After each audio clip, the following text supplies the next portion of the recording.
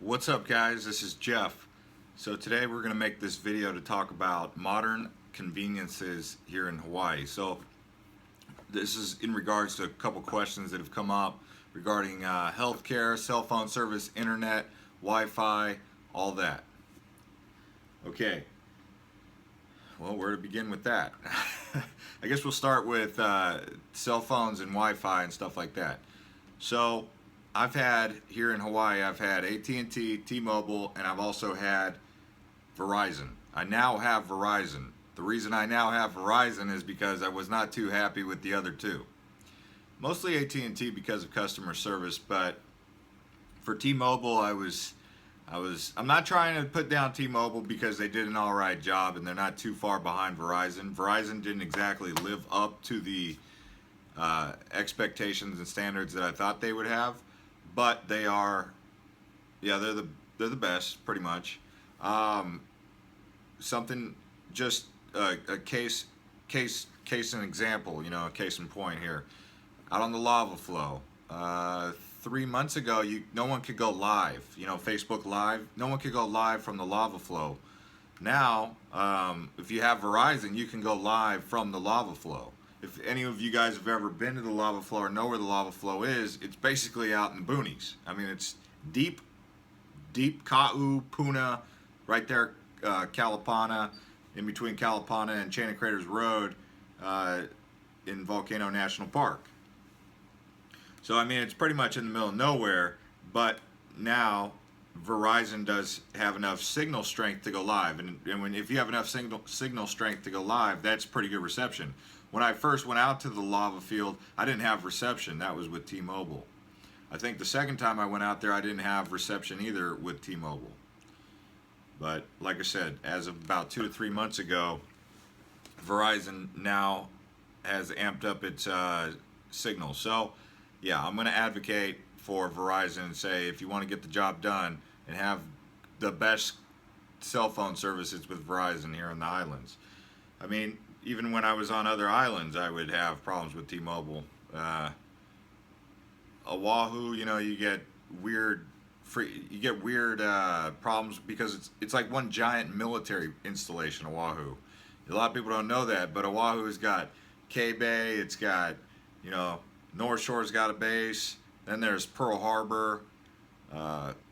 So there's that kind of frequency problem. But with that also comes a boatload of signal strength too, right?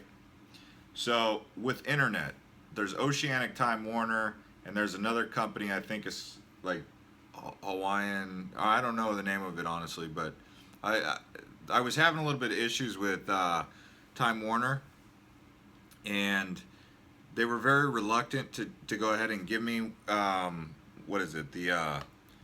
their strongest cable box, but I was persistent, and over time they decided to go ahead and send it out to me finally recently, and now I have super fast internet. I mean, my internet works really good, but I had to make sure that I asked for the newest firmware, newest software, newest hardware, all the whole works. That was with Time Warner, which is actually, I think, let me Google search this. Time Warner is now, I think it's called Spectrum. That's right. They're now called Spectrum. It was Time Warner Oceanic. Now it's called Spectrum. So the next thing to talk about with modern amenities in Hawaii is going to be healthcare. A lot of people are really, they ask a lot of questions about healthcare. Actually, I've noticed a lot of you guys really are concerned about the healthcare quality. And I will say, it's probably better on the mainland. I'm not gonna joke. I'm not gonna play around with this one because it's your health.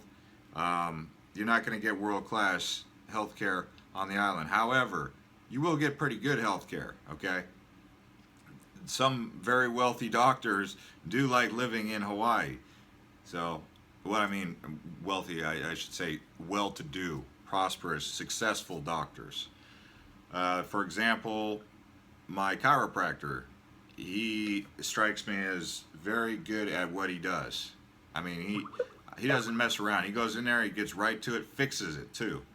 That's pretty good. As being a veteran myself, I would say the VA healthcare on the Big Island is it's not that great. But you know, you have to fly to Oahu where it's a lot better. So it depends on what island you're on, really. I mean, Oahu's very well set up for medical.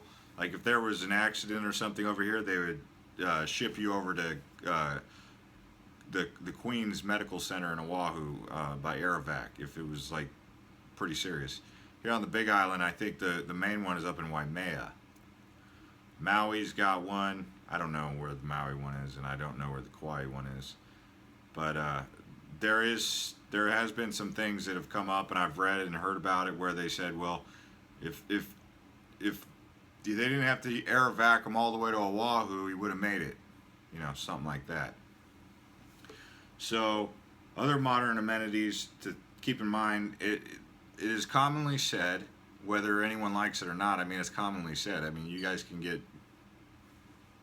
challenge us all day long, but most people would say Hawaii's like in the 90s still. They don't really, the whole state, it's not that they're dumb to it, it's that they're like, the island style is like, let's take that slow. Whereas you know, in the mainland, it's like, oh, we got iPhone 7, iPhone 8, iPhone, you know, what, they're going to have iPhone, what, 10 in 2 years or whatever. So as the lightning fast technological advances are occurring on the mainland, Hawaii is kind of like, this works, let's stick with it. We don't need to keep changing it every year to the newest and greatest upgrade. So with that being said, they've fallen behind, especially on the Big Island, a couple years for sure.